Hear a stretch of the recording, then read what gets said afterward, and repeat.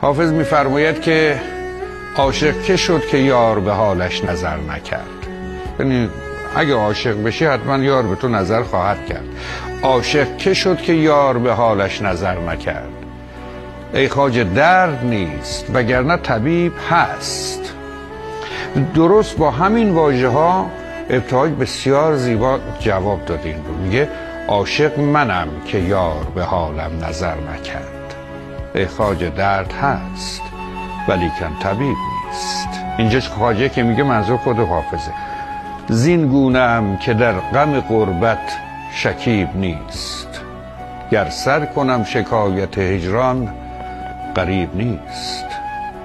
جانم بگیر و صحبت جانانم ببخش، کز جان شکیب هست و ز جانان شکیب نیست. گمگشته دیار محبت کجا رود، نام حبیب هست و نشان حبیب نیست. عاشق منم که یار به حالم نظر نکرد.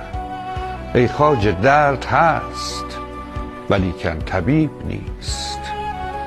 در کار عشق او که جهانیش مدعی است، این شکر چون کنیم که ما را رقیب نیست.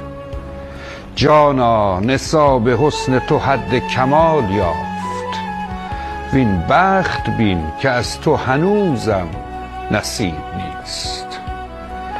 گلبانگ سایه گوش کن ای سرو خوش خرام، کین سوز دل به ناله هر عندلیب نیست.